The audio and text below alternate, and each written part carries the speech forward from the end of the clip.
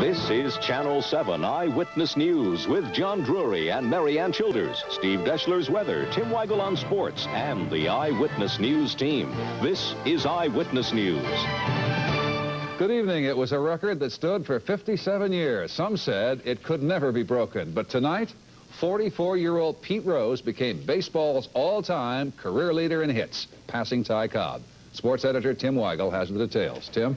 John, on September 11th, 1928, Ty Cobb popped out for the Philadelphia A's in his final Major League appearance. Tonight, 57 years later, almost to the minute, Pete Rose got the base hit that retired Ty Cobb's record and made Rose baseball's greatest hit maker of all time. It happened in the very first inning against San Diego's Eric Shaw. It was a 2-1 pitch, and as soon as it left Pete's bat, there could be no doubt this would be career hit number 4,191.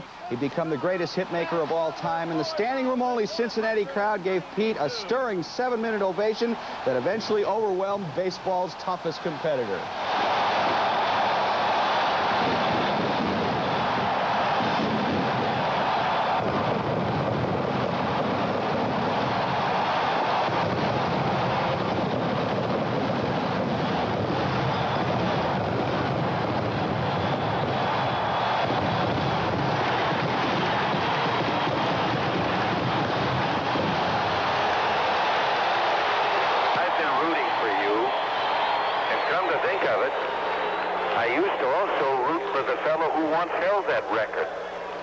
Well, thank you very much for taking time out of your busy schedule to call us, and we really appreciate it. And you missed a good ball game tonight. But you won't miss a good ball game. Rose got a triple. He scored both runs. The Reds won it 2-0, and Rose ended the game with an unbelievably dramatic defensive play. We'll have all those coming up for you later on in the Sportscast. It's unbelievable. You know, Eric Shaw, the pitcher of the Padres, often complained his name gets mispronounced. They'll always remember Eric Shaw as the guy who gave up the hit. Till the end of the earth. Some great moments are still ahead in sports. Okay.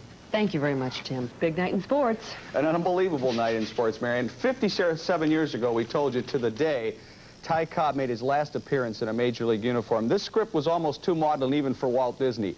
Pete Rose broke Ty Cobb's record, and how. He got 2 hits, he scored both runs in a 2-0 Reds victory, then he made one of the best defensive plays of his life to wrap it all up. It was incredible. It started in the very first inning, a 2-1 pitch from Eric Shaw, hit number 4,192. It had taken Pete 7 at-bats to break the record after he tied Cobb's mark here in Chicago on Sunday. So 3 days of anticipation exploded in an ovation that held up the game for 7 minutes.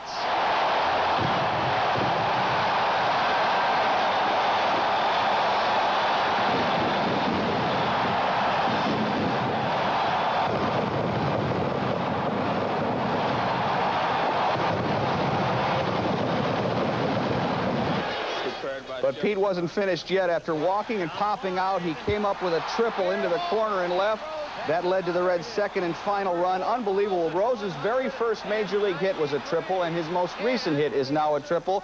But he wasn't finished even yet, because with the last batter up in the 9th inning, Steve Garvey is the batter. Reds trying to protect the lead. Look at this play Rose makes. He dives into the hole, ends the game. After accepting a call from President Reagan, he then tried to explain to the crowd what this night meant to him. I'm really not smart enough to come up with the words to show my appreciation for the fans. I was awful lonely when I was out there at first base, and I really couldn't tell you what was going through my mind or going through my stomach. I didn't know what to do. I really didn't know what to do, and they just made me feel so good. I told Perez, I said when they was trying to get that toilet paper down, I could have jumped up and got it down for him. I was doing pretty good until I looked up in the air and I saw my father and Ty Cobb up there, and they took care of me. A great night for Pete Rose, and a good night for the White Sox, too. Greg Walker with a bloop double right here off Tim Teufel's glove, and the Sox take a big lead over the Twins. Look at the bunt by Reed Nichols. This is what's called really booting the ball literally by Gary Gaetti. The White Sox go on to lead it easily, 5-0. Britt Burns, his 17th victory, or about to get it. He's allowed only 3 hits, a great double play move there by Julio Cruz. Earlier in the day, the Sox had put Tom Seaver on waivers, tried to work out a deal with the New York Yankees. The deal fell through, and Seaver, who hails from New York, frankly, was a little disappointed. Don Sutton put it best yesterday when he went back home. In a sense, he went to the California Angels. He says it'll be nice for the first time in 5 years to be able to go home after a home game and sleep in my own bed.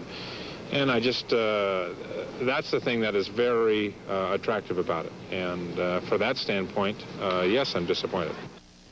Well, the Cubs weren't disappointed tonight. In Pittsburgh, a pitcher's duel, and Leon Durham helps break it up off Jose De Leon. Abrigo and Meredith were the big pitchers for the Cubs tonight, and they beat the Pirates 3-1 in the game in Pittsburgh. But the bigger game took place in New York. The Mets and Cardinals battling for first place in the National League East. It's 0-0 into the 10th, and here he is, Cesar Cedeno, a home run off Jesse Orozco. Dwight Gooden pitched 9 scoreless innings, but St. Louis's John Tudor pitched 10. Gave up only 3 hits, and the Cardinals and Mets are now tied for first place. The Yankees are still tied with Milwaukee tonight, and they are in the 8th inning. The score there is 3-3. Toronto already victorious. Baltimore lost. Texas over Oakland. California and Kansas City are just going at it.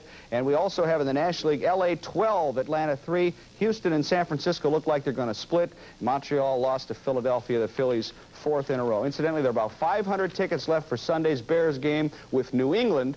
And we've got to sell those tickets to avoid a blackout. Mostly baseball tonight, but what a baseball night it was. It certainly was. What an evening. Buy those tickets, will you? I want to see the game on TV.